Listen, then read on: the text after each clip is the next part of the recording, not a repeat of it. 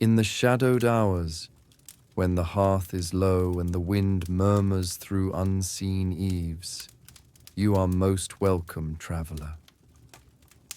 Tonight, we turn not to dragons, nor to prophecies etched in ancient stone, but to a humbler tale of duty without glory, of footsteps worn into cobblestone, and of a life spent beneath helm and silence. This is the quiet chronicle of a guard in Skyrim, ever watchful, often overlooked, and never the hero of the tale, but ever part of it. Should you find yourself wandering these stories as sleep gently draws near, feel free to share which lands you call your own. I always listen for such echoes. And if these quiet retellings bring rest to your journey, know that you are welcome to return again. Now then, let us begin. Chapter 1. The Post Never Ends. The morning returned with the subtle cruelty of routine, slow, grey, and without reward. It pressed its chill fingers through the draughty spaces between the stones of Whiterun's walls, settling in the joints of the city's outer defences and in the brittle bones of the man who stood watch beside them. He was not young nor quite old, but he had seen enough seasons to understand that time did not pass in years here, only in shifts. His armour, the standard issue of the city guard, bore the scuffs of a dozen winters and the grime of countless footsteps. Once polished to a dull sheen, the iron now wore its scratches like veins across tired flesh. He remembered dimly the first time he put it on, the weight that had once felt noble, a uniform for duty. Now it sagged at his shoulders and groaned with every breath. It pinched him in odd places, itched where it shouldn't, stank in ways he no longer noticed. He stood just beyond the eastern gate, spear in hand, feet planted firm in a patch of frozen mud that never quite thawed. The watch rotation had changed. The faces had changed, but he had not. He remained. A merchant passed him, her cartwheels squealing beneath a stack of cabbages. She didn't look at him. She never did. No one did. Not really. Sometimes they asked directions. Sometimes they muttered complaints. Most times they brushed past him, as if he were part of the stone. He often thought that if he keeled over mid-sentence, he'd be swept aside with the trash, his spear propped up by the wall for another to inherit without question. Across the way, a pair of Nord children kicked a half-frozen gourd down the road. One shouted, "Watch out, guard!" and let the vegetable bounce off his shin. He didn't flinch. He hadn't flinched in years. His day had begun at dawn, as it always did. A crust of bread, too hard to chew properly, and a ladle of something that aspired to be stew. No breakfast fire, no hot water. His bunk, in a barracks that smelled of feet and mildew, lay cold and damp behind him. He had not spoken a full sentence since the changing of the watch. The silence suited him. It was honest. Overhead, a cloud drifted too low, grumbling faintly with unshed snow. He wondered briefly if it would fall before his shift ended, and whether the next poor soul to take his post would curse his fortune, standing ankle-deep in it. Then again, perhaps that soul would be him. Again. He had not left the walls in months. His leave had been promised twice and revoked thrice. Tensions with Windhelm, his captain had said. Increased banditry near the rift. He'd nodded. What else was there to do? The war had taken the coin, the horses, the able-bodied men. What it had left behind were guards like him, too tired to rebel, too poor to retire, and too loyal to walk away. A rider galloped by. courier, young, fresh-faced, wearing no armor and smiling like a fool.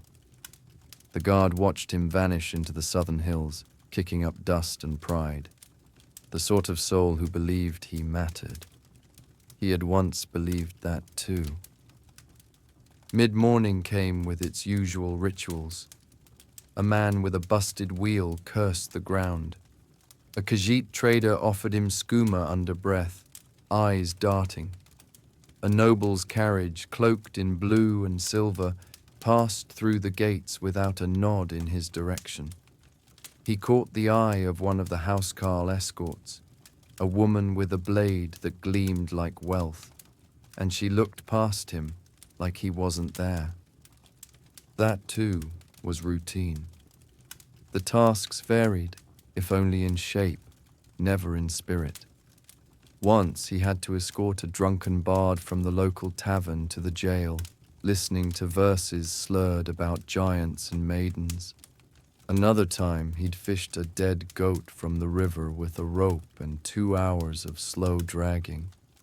No dragons, no adventures, just rot and stink, and the slow accumulation of menial burdens. He watched a man chop wood outside the nearby blacksmith's. The rhythm, chop, lift, sigh, matched his own internal cycle. The sound of labor, the sound of quiet survival. The guard knew it well. He adjusted the strap on his cuirass, wincing as the leather dug into the bruise beneath. Last week, he'd fallen on the stairs while chasing a pickpocket. The lad had escaped. He hadn't bothered to file a report. What would it have said? Guard ran, guard fell, thief gone. It didn't change the world. Nothing he did ever changed the world. And still, he stood. There were moments, fleeting like sparks in ash, when he remembered who he had been, a boy with dreams, a young man with a blade and a boast. He had told someone once, a sister perhaps, that he would join the companions, that he'd earn a name. Now even his name felt distant, unspoken for so long that it no longer felt like his. The sun crept higher, though warmth never came. The city bustled. Life unfolded in errands, gossip, trade. Somewhere heroes trod ancient tombs. Kings plotted war. Gods whispered. But not here. Not to him. Here, there was only the cold stone beneath his feet, and the whisper of the wind over the wall, and the certainty that, when the next dawn came, he would be here once more, silent, upright, forgotten. The post never ends. Chapter 2 of Scrolls and Soot.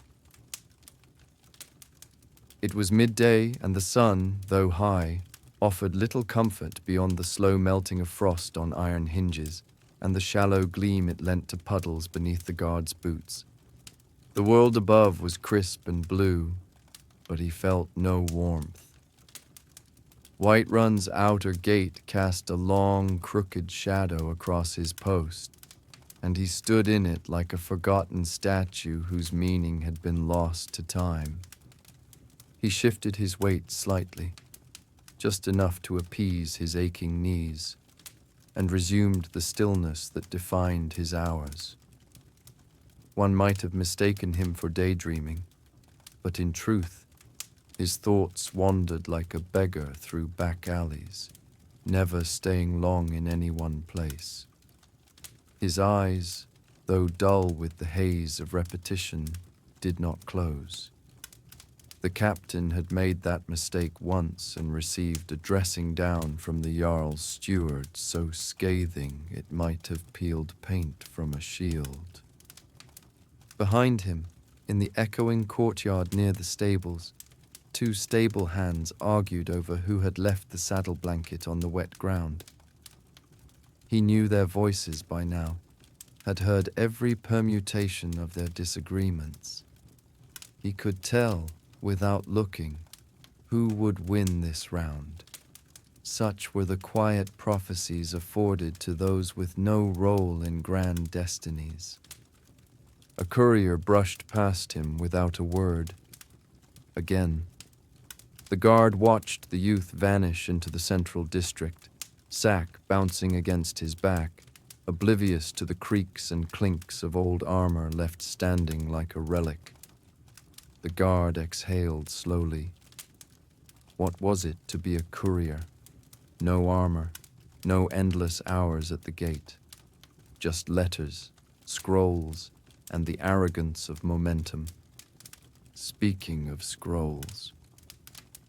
As the bell of the market rang for the second time that day, an apprentice from Dragon's Reach appeared, swathed in yellowed robes and the self-importance of a recently promoted assistant to the court wizard.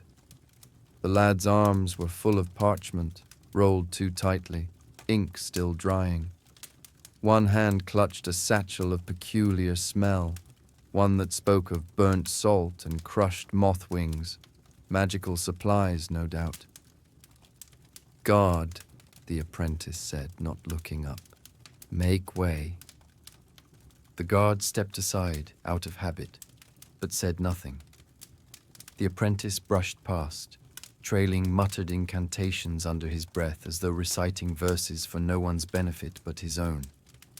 The smell lingered. Sulfur and ambition. At first, the mage's passage might have seemed insignificant, but it was the sort of thing that made up the marrow of a guard's day. The strange errands of those who mattered, and the expectation that one should accommodate their eccentricities without complaint. The guard did not complain, not aloud. Later, as the sun reached its apex and began its slow descent, a commotion stirred at the far end of the lane. A merchant from Solitude, new, judging by the pristine state of his furs, was berating a local for jostling his wares. There was much flailing of arms, loud protestations about import duties and provincial laws. The guard sighed and trudged across the square. "I am a citizen of the Empire," the merchant exclaimed, pointing dramatically at a cracked pottery jar. "And this woman, this fishmonger, has offended both my goods and my honor." The fishmonger, a squat woman with hands like wooden mallets, folded her arms and said nothing. She didn't need to. Her scowl did the talking. The guard rubbed the bridge of his nose beneath his helmet. This would take time. And it did. Nearly an hour of placating, mediating, and referencing laws he only half remembered from the barracks scrolls. Eventually, the fishmonger was satisfied with a warning. The merchant offered reparations in the form of a discount on smoked hawker meat, and the broken jar was ceremoniously deposited in a nearby bin. The guard received no thanks. As he returned to his post, the stable hands were arguing again, this time over whose turn it was to brush the more ill-tempered of the two city horses. He closed his eyes briefly, inhaling through his nose. Stable stench, burnt scrolls, angry merchants, cold stew, all the scents of his kingdom. From the garrison barracks, he knew, a new recruit would soon emerge. They came in regular intervals, usually green of face and rich with tales of glory. Most lasted a few months, some only weeks. Their departure was rarely marked by ceremony. One day they were polishing shields in the storeroom. The next, they were gone.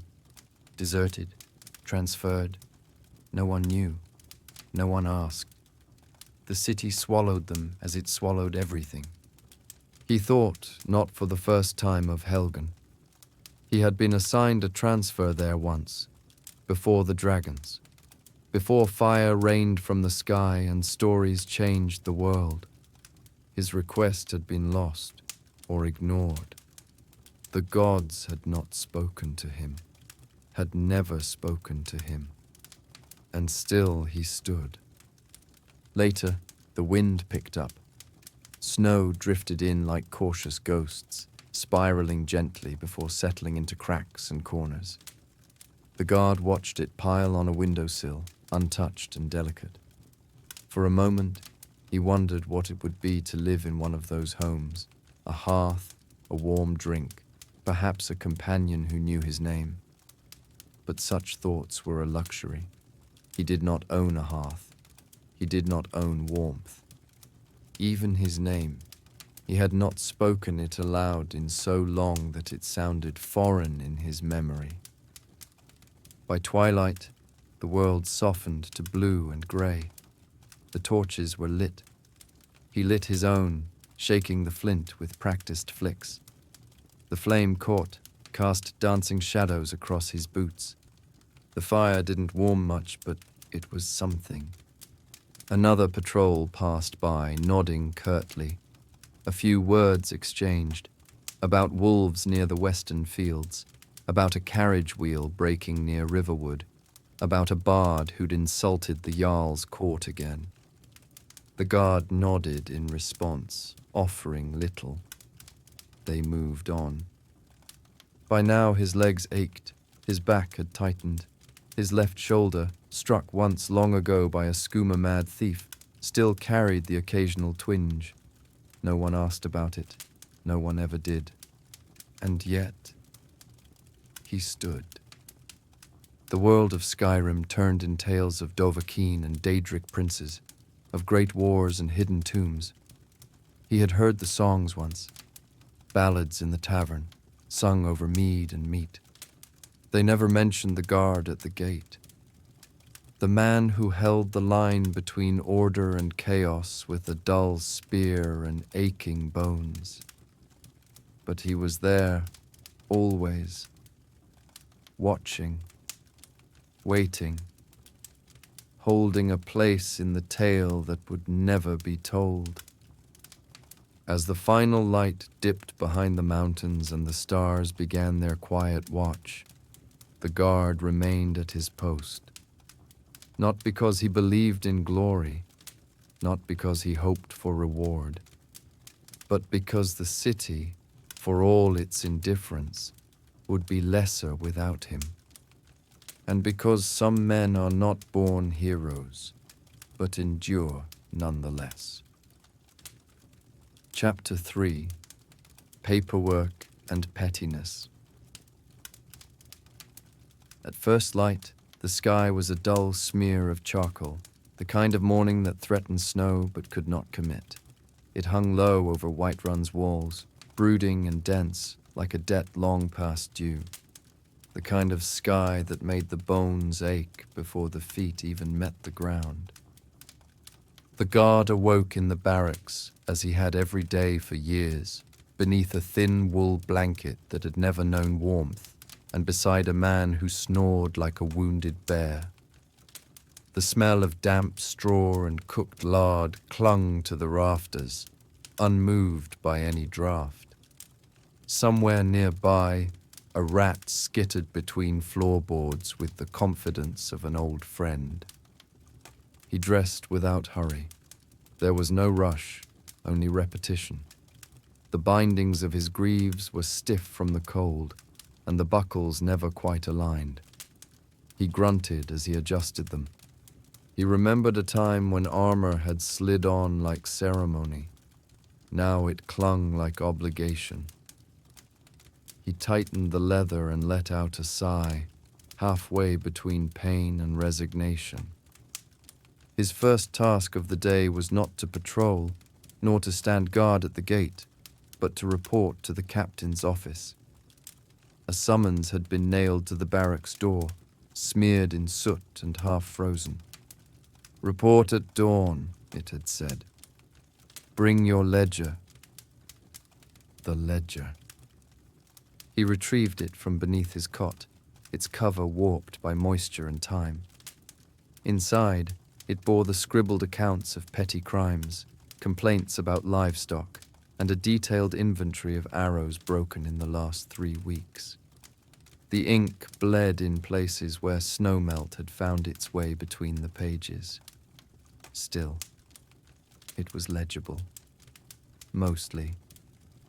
The captain's office was perched above the armory, a narrow chamber with a single slit of a window that let in more wind than light. The captain was there, behind a desk layered in mismatched scrolls, parchment curls, and dried blotches of spilled mead. "Sit," he grunted, though there was no chair. The guard stood. The captain rifled through documents, muttering. "We've a shipment of fire salts missing from the apothecary," he said without looking up.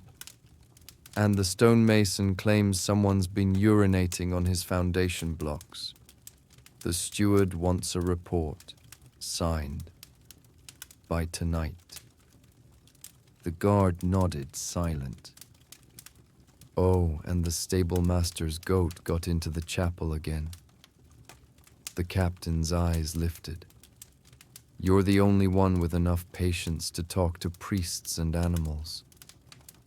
"I talk to animals more often," the guard muttered before he could stop himself. The captain barked a laugh. "Aye, and the animals listen better." The rest of the meeting passed in a blur of monotony.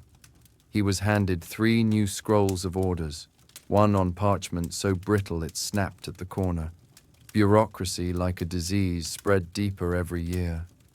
More forms, more signatures, more things to record that no one would ever read. His quill had become his most wielded weapon, and its battles left his hands ink-stained and aching. He stepped out of the office and into the courtyard. The frost had thickened overnight, forming delicate white lace over the cobbles. It would be gone by mid-morning, but for now, it painted the city in a rare moment of stillness.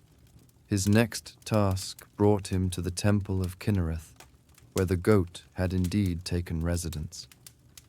He found it standing solemnly in the corner of the sanctuary, chewing a hymnal with great focus. A priestess wept nearby, not from grief, but exhaustion. "I've tried everything," she said, gesturing to the goat. "Spells, wards, salt lines. It keeps coming back." The guard approached the beast with a sigh. "Come now," he said softly, as one might to an old friend. "Let's not desecrate the divine today." The goat blinked at him, chewed. Then, without protest, it followed. He led the creature back to the stables, enduring the glares of passers-by. Some smirked, others rolled their eyes. A guard, walking a goat through the streets. It was a scene out of some bawdy tavern song. But this was his duty, and duty had no taste for dignity. Back at the gate, he resumed his post. The city stirred with noise, smiths hammering, children yelling, carts creaking. He watched it all pass him by. Not a word was offered to him, not a glance. Midway through his shift, a Dunmer woman approached the gate, holding a scroll high above her head like a shield. "I have clearance," she declared before he could speak. He examined the scroll. It was legitimate. She passed. 2 steps later, she turned. "Do you even read these?" she asked. He nodded once. "I doubt that," she muttered, and vanished into the crowd. Another note for the ledger. Traveling alchemist Dunmer, rude. Cleared for entry. At noon he ate half a loaf of dry bread and a wedge of hard cheese. He chewed slowly, listening to the rhythmic sound of a lute in the distance. A bard's melody, melancholy, hopeful, For someone else, probably. A commotion broke near the marketplace.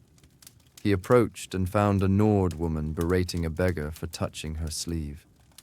The beggar, old and blind in one eye, mumbled apologies no one heard. He de-escalated the scene with the same weary calm he used to put out candles. No arrests, no punishment, just words. And when the Nord stormed off, he offered the beggar his last bit of bread. "Thank you, shield brother," the beggar said. The word startled him. No one called him that anymore. He returned to his post, chewing the memory more than the bread. Shield brother, a relic of a name from better days, or perhaps just different ones. Later, he filed his report, copying notes with frozen fingers. He wrote of goats and market disputes, of scrolls verified and minor incidents resolved. None of it mattered, but it would be signed, sealed, and forgotten, just like him. As evening crept over the plains, a dragon was spotted on the horizon, just a shape against the clouds, too distant to warrant alarm. The bells did not ring. The guard did not move. Let the heroes chase shadows, he thought. Let them slay beasts and claim songs. He would record its passing, though, in the ledger. Beneath all the ink-stained banality of his day, he would mark it. Distant shape, possible dragon, no threat posed, did not flinch. And he hadn't. He hadn't flinched in years. As the stars blinked into being and the wind turned cruel, he remained. Armor rusted, ledger full, spine bent by tasks no ballad would ever mention. The world turned, and he with it. But the city still stood, and someone had to watch. Chapter 4. The Weight of Steel and Silence. The mornings in Skyrim came not with joy, nor even hope, but with obligation. Cold seeped through stone and bone alike. The sun, when it rose, did so lazily, dragging light across the tundra as though reluctant to bear witness to another day. The guard woke once more in the barracks, joints stiff and knees swollen from the night's chill. His dreams had been formless and silent, which was better than the other kind, the ones where mead halls roared and his name mattered. He splashed meltwater on his face, rubbed at the grit in his eyes, and set about the ritual of becoming presentable. His armor, though once proud, bore the years like a dying tree, weather-worn and cracked where polish could no longer help. Dents remained where blades had met steel. Scuffs mapped his battles with crates and stubborn doors more often than dragons. As he donned his cuirass, he winced, not from injury, but from the ever-deepening groove the weight left on his shoulders. The steel was heavy, but its burden was older than its metal. He descended into the guardhouse mess, where porridge simmered thickly in a cast-iron pot. He ate slowly, watching the others speak in low tones. New recruits laughed too loudly, as if to cover the silence of veterans. He said nothing. Words were tools he had learned to use sparingly. By sunrise, he stood once more by the Whiterun gates. One hand rested upon the haft of his spear, the other across his chest in a posture of idle vigilance. The cold bit at the exposed skin beneath his chin, but he did not shiver. Shivering was inefficient. The world bustled around him. Merchants wheeled their carts through the stone archway, their goods piled high, salted meats, cabbages, woven cloaks, and minor enchantments. One merchant stopped, eyeing him with disdain. "Another tax for passage?" the man grumbled. "No," the guard replied, unmoving. "Good. At least someone in this hold knows what justice is." The merchant moved on without waiting for a reply. The guard exhaled slowly. He would note it in his ledger later, not because it was important, but because he had been trained to record even the smallest seed of unrest. Seeds had a way of growing. By mid-morning, he was tasked with overseeing an incident in the Cloud District, though, as always, no one ever visited the Cloud District. The nobleman, one Nazim, had claimed that someone had scuffed his boots with a suspicious amount of aggression. The accused, a stable hand, claimed he had simply walked. "I demand justice," Nazim intoned, nostrils flaring like a bard on stage. "He sneered at me. I saw it."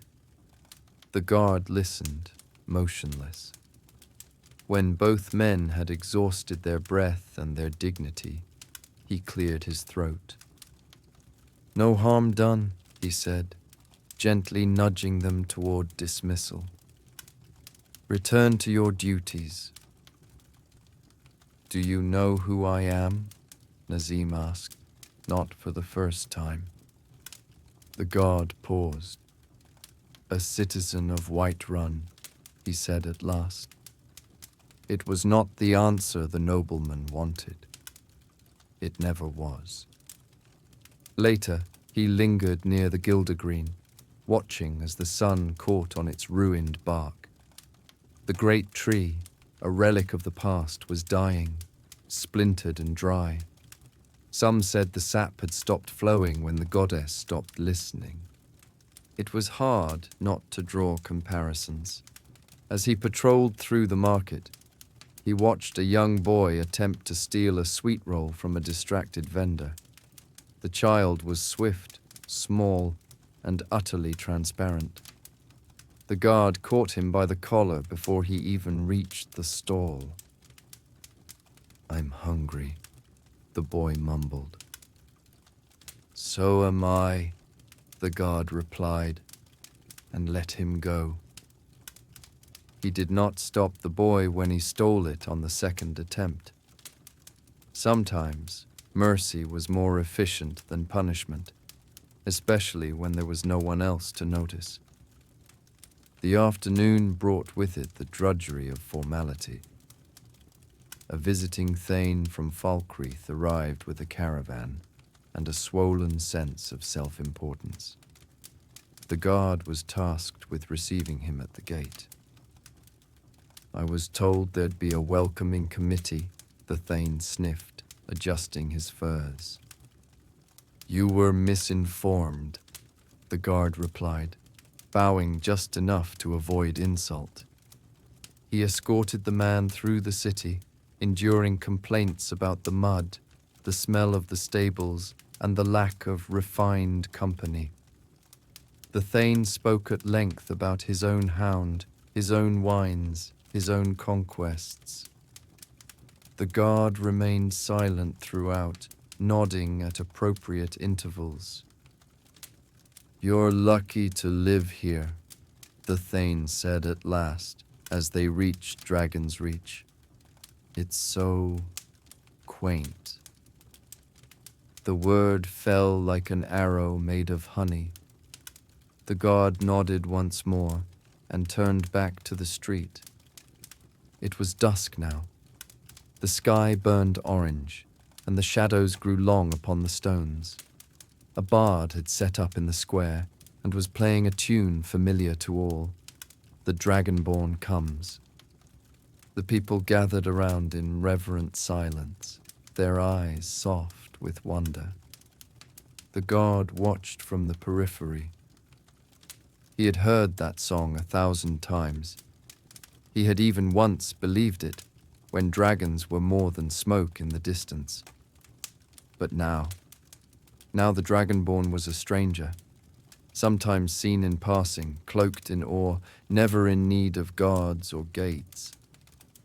They walked through the world like fire through kindling, untouched, untouchable. And he was the kindling. He returned to the barracks well after nightfall. His legs ached, his eyes burned, and his ledger was heavier than it should be. He set it down with care, the way a priest might place a holy book. The other guards were already snoring or gambling or quietly eating. He sat alone by the window, watching the stars flicker in the frozen sky. Somewhere, wolves howled. Somewhere, a necromancer stirred. Somewhere, heroes were born. But here, he endured. He would not be named in the sagas. He would not be remembered in stone. But still he stood every day between the chaos and the gates. And sometimes, when no one was watching, he allowed himself the smallest thought. It may not be enough, but it was something. Chapter 5 of Oaths and Other Chains. It rained with the slow deliberation of time itself, neither violent nor brief, but constant, a grey drizzle that dulled the edges of stone and thought alike. The kind of rain that did not fall so much as seep, soaking into cloak and collar, creeping past greaves and glove. In Whiterun, under that tired sky, the world was reduced to wet cobbles and the steady percussion of droplets on helm. The guard stood his post beneath the gate's arch, where the stone met the sky with indifferent shelter. His boots, long past their prime, had begun to soften at the soles. Dampness curled at the hem of his tunic. Water gathered on the rim of his iron helmet and ran in uneven lines down the back of his neck, as though the very rain wished to find its way into him, to wear down his edges from within. Around him, the city roused itself into motion. Vendors unpacked crates with the lethargy of those who knew no other rhythm. Potatoes bruised from the journey, garlic hung in strings like trophies of some earthy conquest. The smell of fish grew bold as it mingled with wet stone and straw. He passed through the wind district, where old stone bore the marks of centuries of footsteps. The Gildergreen loomed, dry and brittle, stripped of the verdant robes it once wore. A sacred tree, they had called it. But these days it resembled a withered relic, its roots grasping at the ground like fingers too old to close into fists. There were concerns to address, as always. A steward's scroll delivered under the pretense of urgency mentioned a discrepancy in the Jarl's stores. A few slices of smoked venison gone missing, perhaps a bottle or two of mead. The word investigation was used, as if these humble items were royal heirlooms lost to daring thieves in the dead of night. He took the task with the same hollow patience he applied to all things, for it was not the gravity of an order that made it burdensome, but the repetition of obedience.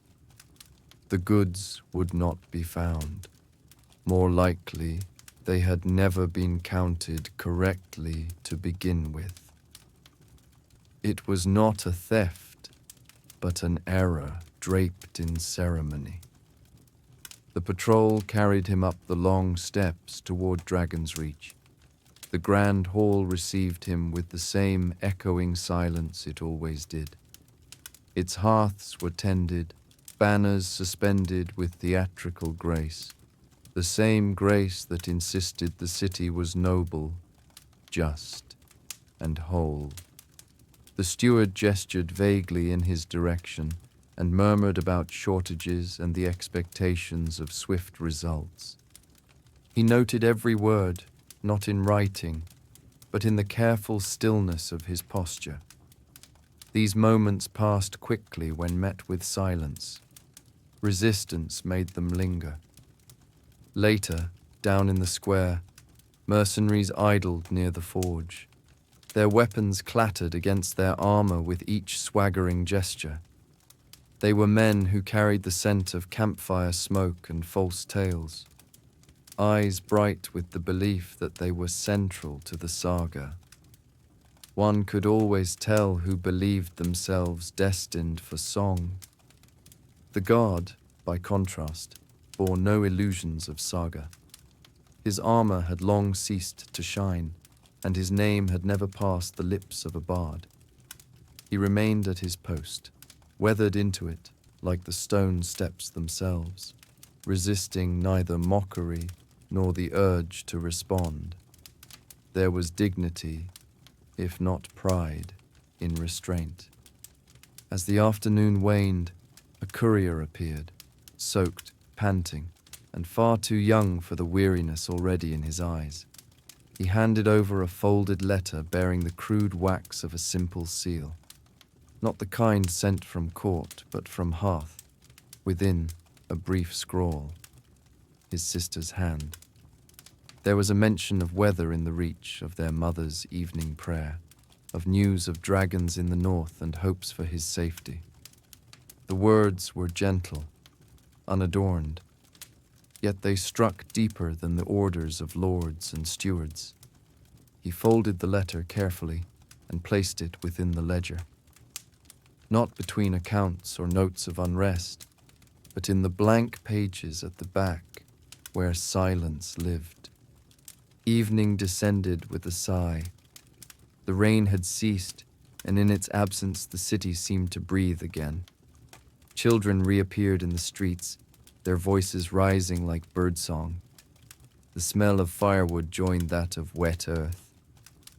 Somewhere, a bard played the familiar tune of old prophecy. The dragonborn comes, though no such figure had passed through the gates today. At the edge of the crowd, he watched, always on the edge, never the center. He had seen that song stir hope in the hearts of the fearful, stir fire in the bellies of rebels and fools alike. But to him, it was merely another sound the city made, like the creak of the wooden stalls or the clatter of hooves over stone. He remembered, vaguely, dimly, a time when he believed that such songs were for everyone, that a guard might one day become a hero, that virtue and valor might be rewarded with more than warm porridge and frost-bitten hands. But those thoughts had softened over the years, rounded smooth by repetition, dulled by routine. As the stars emerged above, cold and indifferent, he returned to the barracks. He wrote his report in the same careful hand he always used, a discipline born not of passion, but habit. Rain throughout the day. Suspected minor theft from the hold stores. Conducted patrol of Wind District. No disturbances. One letter received from family. No significant events. He paused. Then, with a fainter stroke, he added one final note. Still breathing. There was no one who would read it. Still, it was true. Chapter 6. The Burden of the Mundane. There were days when the city seemed quieter than usual, not because its people had gone elsewhere, but because the world simply chose not to speak. It was on one of these mornings, cold, brittle and pale, that the guard woke in the barracks with a throat full of dust and a mind adrift in dreams already fading. He had not rested well, though the stone bunk and scratch blanket had never promised otherwise. By habit more than urgency, he rose, layered his armor with motions long practiced and unthinking. The iron greaves bit faintly at his shins where the lining had worn thin. His belt creaked as he cinched it, a familiar protest. The helmet, once polished and ceremonial, now bore scratches like old script, the quiet record of doors clipped and walls grazed in years of slow patrol. There was no call to arms this morning, no trumpet from Dragon's Reach, no cry of wolf or saber cat beyond the gates. Just the same sun inching over the mountains, indifferent to Whiterun's cobbles and chimneys, and the breath of wind winding between towers like an old ghost looking for something it had lost. The morning rounds brought him past the stables, where frost still rimmed the posts and troughs. The horses, half shrouded in mist, stamped quietly and offered no greeting. They were used to him. Even the youngest colt no longer spooked at the creak of his armor. He'd watched it grow over the seasons, same as he had the cracks in the city walls and the blackening around the smithy's chimneys. The stable master, a squat man with a tendency to grumble through his teeth, passed him a nod of acknowledgement, nothing more. That was how it often was. An entire city passing one another by, exchanging half-formed gestures that hung in the air like smoke. A complaint awaited him by the time he reached the market. A merchant, red-cheeked and furious, claimed his stall had been rifled through in the night. No sign of forced entry, no missing goods, just a sense, he said, that something had been moved. As though malice could be measured by a slightly ajar crate or a misplaced leak. The guard listened, jotting it in his ledger with slow strokes. It would go nowhere, of course. There were no witnesses, and the offense was as insubstantial as mist. But the man had demanded a report, and so he wrote one as if to say, "You were heard. You mattered. Briefly." The rest of the day unfolded like a worn tapestry, threadbare and predictable. He checked the city perimeter by walking the eastern wall, one measured step after another, the cold stone beneath his boots as familiar as the rhythm of his own breath. The view from the parapets was generous but meaningless. Fields stretched away in every direction, dotted with trees and wandering deer. Far off, beyond the veil of distance, a plume of smoke hinted at some distant altercation, or perhaps only a hunter's fire. None of it belonged to him. Not the view, not the city. He was there to guard what he would never own, to protect lives that would never know his name. It was not bitterness he felt at the thought, only the slow settling of resignation, like snow on an old roof. Around midday he returned to the training yard, not out of duty but habit. Some of the younger guards were practicing forms, slow swings, shield drills, awkward footwork. They did so with the enthusiasm of men who believed such routines would prepare them for the chaos of battle. In time, they'd learn better. He watched from the shade of the watchtower, arms folded, helm still on. He remembered his own training, brief, hurried, barely supervised. He had once believed it was the prelude to something grand. Now, he understood it had merely been a primer for tedium. A stray thought passed through him. The Dragonborn, if they existed at all, likely never trained in such a way. Those touched by prophecy, after all, were not molded by drills and discipline. They simply were. Heroes, born or chosen, never had to wait in line for a turn at the training post. A guard, on the other hand, waited for everything. Orders, replacements, sleep, coin, recognition most of all. In the afternoon, he was assigned to accompany a steward on a minor inspection of the city's supply stores. Crates were opened, lists cross-checked, barrels prodded with sticks to ensure contents matched scribbled expectations. He was asked to verify the presence of turnips. He did so without comment. A shipment of iron ingots had gone missing, or been miscounted. It mattered little. The steward furrowed his brow, pretending the matter bore the weight of kingdoms. The guard remained silent. As the sun lowered itself into the embrace of the western hills, casting long shadows between the buildings of Whiterun, he returned once more to the gate. The sky had turned lavender. A quiet hour, not quite day, not quite evening, when the wind died down and the city felt suspended, as if Skyrim itself were holding its breath. A bard passed by with a lute strapped across his back, humming a song that had long since lost its meaning. Tales of battles and ancient kings, sung by those who had never dirtied their hands with anything heavier than a cup of mead. The guard watched him go, wondering not for the first time what it would be like to live in a song instead of silence. The day ended, as all did, with ink. In the barracks, beneath the guttering light of a single candle, he opened his ledger. His quill scratched the parchment with the familiarity of a ritual more sacred than any temple rite. Mild unrest at the market. Complaint regarding possible tampering. Patrol conducted. Training observed. No significant events.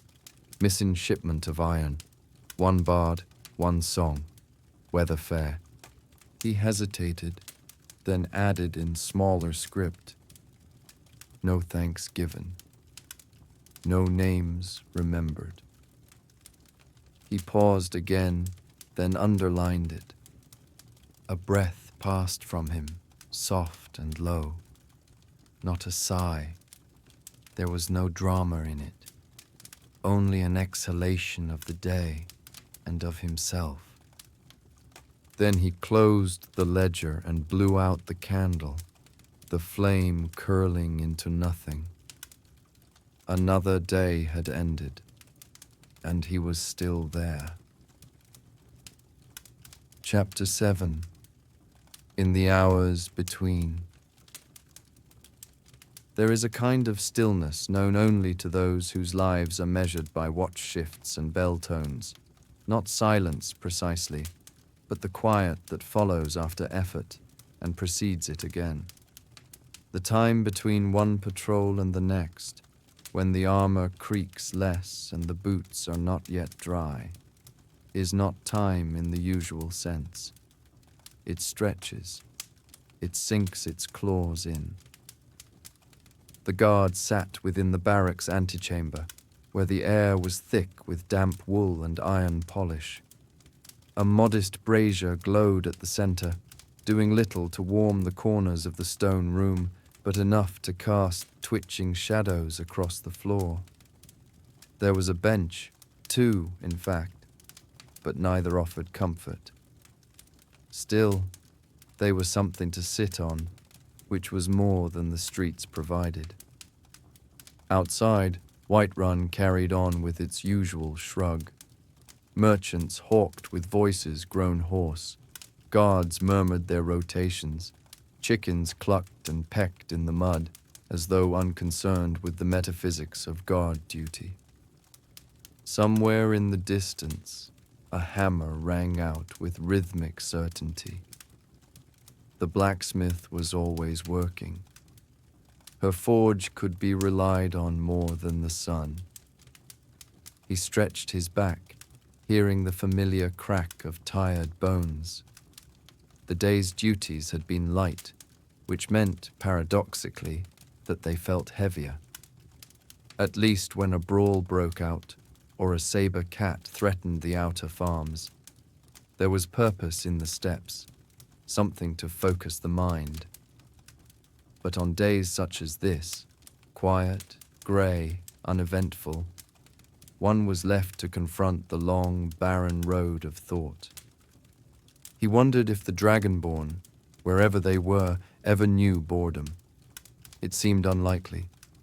Heroes were always on the cusp of something: prophecy, peril, plot. Their days were strung together like gems, each gleaming, each rare. For them, even stillness must have shimmered with portent. But here, on this worn bench with its lopsided leg and scorch mark in the middle, the only prophecy was the slow unraveling of a man's patience. Time did not gallop for the unimportant. It limped. On the opposite wall, someone had scratched a crude likeness of a mammoth into the stone with the point of a dagger. Beneath it, the words, "I used to dream," were faintly etched, almost hidden by soot. He found himself staring at that small phrase more often than he admitted. There was no knowing who had carved it, nor when. Perhaps the words had been there before him. Perhaps they would remain long after. The mid-watch bell rang out distantly, its tone rounded by distance and mist. He rose, not because he was needed, but because to sit any longer was to invite the weight of inertia. There were no direct orders, only a vague suggestion from the quartermaster to look in on the east road. That was how most instructions came these days, light as whispers, easy to ignore, harder to escape. He donned his helmet once more and made his way through the city's east gate, where the walls thinned and the roads bore the scent of wet hay and churned earth. The guard there, a younger lad with too much shine on his breastplate, nodded with the nervousness of the new. He greeted him, not with words, but with a glance. A quiet brotherhood forged in cold mornings and long shifts. The road itself was empty. No carts, no travelers. Only the occasional raven circling overhead, watching with the dispassionate eye of one who sees too much to care. He walked its length for a time, stopping once to check a strange bundle left near a cartwheel. Just a collection of herbs someone had dropped. Likely an alchemist's apprentice. Not everything abandoned was sinister, though the stewards often assumed otherwise. He took a longer loop back, cutting through the fields and listening to the reeds whisper beside the stream. It was a sound untouched by duty. Nature, in her indifference, made no distinction between hero and guard, between dragon and goat. She simply moved forward, root by root, drop by drop. He lingered there longer than necessary, letting the cold air fill his lungs. Out here, beyond the walls, he could pretend, for just a moment, that he was not a fixture of the city, that he had not become part of its furniture. The breeze touched him like a thing forgotten and newly found. But the illusion did not hold. His armor rattled when he moved, his blade chafed at his side, and the distant sound of the city bell pulled at him like a chain tugging gently at a collar. He was not meant to stray too far. By the time he returned, the city was sliding into dusk. The torches along the outer wall sputtered into life, casting short-lived halos on the cobbled ground. Children were being called inside, shopkeepers lowering their awnings. the world folded inward. In the barracks once more, he removed his helmet slowly, as if peeling away a second skull. His hair was damp with sweat. The air inside the room had grown warmer, not pleasant, just heavier. He sat again, this time near the fire. A few others murmured nearby, a game of dice, a shared joke about a courier's oversized satchel. He watched without joining. He had laughed once, but the timing of it had dulled over the years. As night pressed closer, he retrieved his ledger and recorded the events of the day. East Road Patrol. No travelers, no incidents. One bundle of herbs recovered. Report logged. Weather overcast. No disturbances. He paused. Then, almost imperceptibly, he added an hour by the stream. Still running, still unseen. And then he closed the book. Chapter 8. The Shadow of Importance. It was not raining, though it felt as though it should have been. The skies above Whiterun hung low, mottled with the dull grey of weather that had forgotten how to storm and only knew how to linger. Mist clung to the stones in the keep's outer wall, and dew sat patiently on the iron rings of the drawbridge like forgotten coins. The guard stood near the gildergreen tree, though no one had asked him to. He often did so on mornings like this, early enough that the temple steps were still bare, and the priests of Kinnereth had not yet begun their chants. The tree, twisted and golden, seemed older than the 9, older even than the great walls that surrounded it. It had not grown in defiance of the city, but as if it had simply chosen to remain, rooted by will alone. He liked that about it. Around him, the city stirred to life, not quickly, not with any great enthusiasm, just the slow grumble of industry and survival. A cart rattled somewhere beyond the stables. A dog barked once and gave up. The innkeeper's boy swept the flagstones with a bundle of reeds, scattering dust without removing it. And the guard, standing beside the ancient tree, remembered that he was not part of the city's waking. He existed in its periphery, observed perhaps, but seldom acknowledged. He wore the armor, bore the emblem, and stood where the maps marked him to stand. But he was not of Whiterun, not truly. No feast had ever been raised in his honor. No child pointed at him and said, "There goes the one who," not even in jest. Once, a traveler, an imperial with too much confidence and not enough sense, had asked him what it felt like to be a cog in the grand wheel of Skyrim. The guard had not answered, not because he hadn't thought of a reply, but because the only honest answer would have been too long, too bitter, and too soft-spoken for a man in steel to deliver with dignity. If the dragonborn was the arrow, he was the shaft.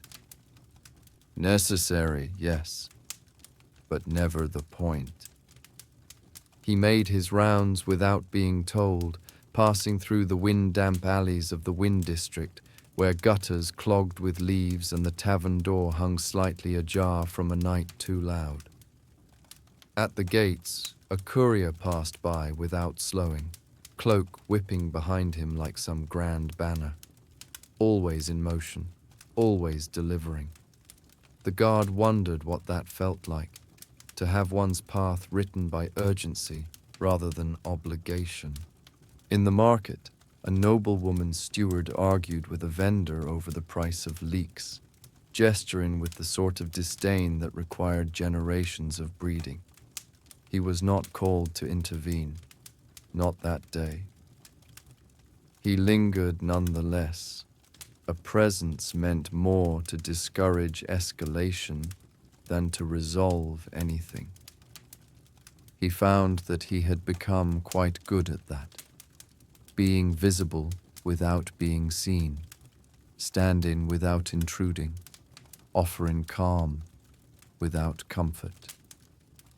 Midday brought a call to Dragon's Reach. Nothing dramatic, a matter of inventory most likely. But still he climbed the long steps beneath the soaring arches. Inside the air was different, filtered through stone and incense, rich with the musk of authority. The court wizard passed him by without a word, robes brushing against his pauldron. The steward nodded distractedly. A scribe asked him to stand watch near the throne while some account was taken. He did. He stood there for what felt like an hour. It might have been more. The Jarl was not present, away on some hunting excursion, or perhaps in parley with one of the other holds. Even in his absence, the throne felt important. Not to the guard, of course, but to the room itself. Everything in Dragon's Reach curved toward it, and yet here he stood, near it, beside it, like a statue designed only to be forgotten. No words were spoken to him during that time. Not one. Even the scribe, once done with his ledger, moved on with only a muttered thanks meant more for the room than the man. He left Dragon's Reach under a thinning sky. The clouds had begun to break, reluctantly, and shafts of gold found their way between rooftops and ramparts. He paused at the overlook, where the city stretched out beneath him like a model carved in pale stone. It struck him, as it often did, that everything down there looked orderly, peaceful even. The chaos of day-to-day life disappeared at a distance. From here the squabbles seemed quaint, the noise of children something nostalgic rather than grating. But he knew better. He knew the way a drunk's hand trembled when drawing steel. He knew the brittle despair behind a farmer's shout when wolves came too close to the livestock. He knew the subtle shift in a merchant's tone when counting coin and finding it too light. All of that was invisible from above. And he too would be invisible once he descended again. By late afternoon, he found himself at the gate once more. The other guards there greeted him with casual nods, shoulders brushing in camaraderie too tired to name. One of them, a quiet Nord missing 2 fingers, offered him a strip of dried fish. He took it. It was overly salted and leathery, but it was a gesture, and that counted more than the taste. Together, they watched the plains beyond the city. A few travelers ambled in, cloaks flapping in the breeze, eyes weary from roads unkind.